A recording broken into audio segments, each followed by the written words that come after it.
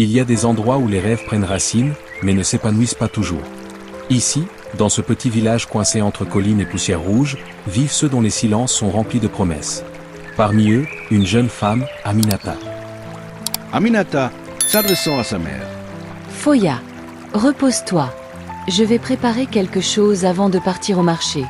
N'oublie pas que même dans l'ombre, ton cœur peut illuminer ce monde.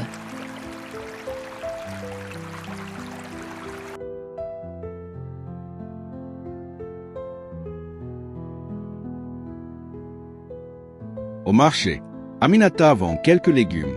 Elle écoute une vieille radio avec d'autres jeunes dès qu'elle arrive à la maison. Une annonce à la radio.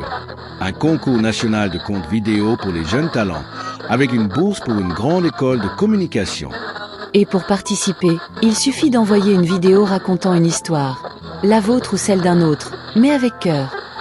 Ce jour-là, un écho s'est réveillé dans le cœur d'Aminata. Elle n'avait pas grand-chose, sauf une histoire à raconter. Et parfois, c'est tout ce qu'il faut pour changer une vie. Il était une fois, au cœur de l'Afrique profonde, un village oublié du monde, mais pas de la souffrance. Dans ce village, la terre pleure, les enfants grandissent trop vite, et l'avenir semble toujours reporté à demain.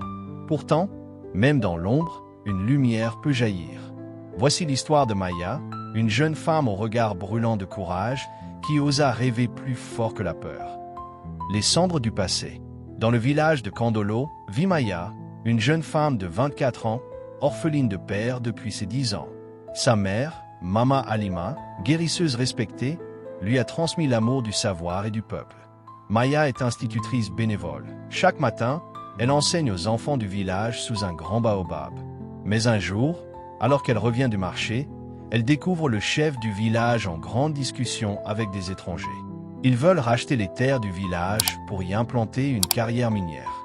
En échange, promesses d'argent, d'école, de route. Le soir même, sa mère lui révèle une vérité restée enfouie depuis longtemps. Ton père n'est pas mort d'une maladie, il a été assassiné. Il s'est opposé à ces mêmes gens il y a 20 ans. Maya comprend alors que l'histoire se répète, et que cette fois, elle ne doit pas laisser le silence gagner. Quand la vérité jaillit, le silence se brise. Mais dans Kandolo, se lever, c'est s'exposer. Le lendemain, Maya décide de convoquer une réunion communautaire. Elle expose les dangers de céder les terres, pollution des rivières, destruction des forêts sacrées, déplacements forcés. Elle exhorte les villageois à dire non. Mais elle se heurte à une réalité. La misère a épuisé les esprits. Beaucoup sont tentés par l'argent. Certains l'accusent d'être naïve. Un vieil oncle lui lance. On ne nourrit pas ses enfants avec des proverbes. La tension monte. Des lettres de menaces glissées sous sa porte. On tente même de brûler sa petite case un soir. Mais Maya tient bon. Elle décide de contacter une radio locale pour raconter publiquement l'histoire de son père et alerter l'opinion. L'espoir renaît. Des jeunes du village, inspirés par son courage, se joignent à elle. Ils lancent une campagne de sensibilisation. Danses, poèmes, affiches faites à la main. Mais bientôt, les investisseurs et leurs alliés locaux réagissent. Maya est arrêtée pour trouble à l'ordre public. Lorsqu'une seule voix s'élève, elle peut être étouffée. Mais quand l'écho se répand, c'est tout un peuple qui s'éveille. L'arrestation de Maya secoue Kandolo comme un coup de tonnerre. Les anciens, d'abord silencieux, se sentent honteux. Les femmes du marché, qu'elle aidait autrefois avec ses conseils, s'organisent. Un vieil ami de son père, autrefois chef adjoint du village, prend la parole sur la même radio que Maya. Il révèle les dessous de l'accord avec les investisseurs, pots de vin, intimidation, falsification de signatures. Une marche pacifique est organisée. Des centaines de villageois descendent dans la rue. Le nom de Maya est chanté comme un cri d'espoir. Les images font le tour des réseaux sociaux. Des ONG et journalistes viennent enquêter.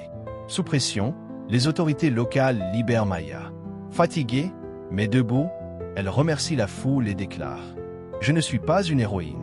Je suis juste une fille qui a écouté la voix de son père et celle de cette terre. » Il y a des luttes qu'on ne gagne pas avec des armes, mais avec la mémoire, le courage et l'unité.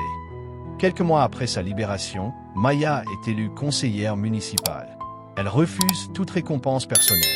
Elle propose plutôt la création d'une école communautaire sur les terres sauvées, dédiée à l'agriculture durable, l'histoire du village et aux droits fonciers. Le gouvernement, sous la pression nationale, annule le projet d'exploitation. Le clan des anciens reconnaît publiquement son erreur et nomme Maya gardienne de la parole, un titre réservé à ceux qui protègent la mémoire et la sagesse du peuple. Le film se termine sur une cérémonie au pied du grand arbre de Baobab, où les enfants écoutent Maya raconter l'histoire de leur village. Elle conclut avec ces mots. Ce que nous défendons, ce n'est pas seulement un sol. C'est notre âme,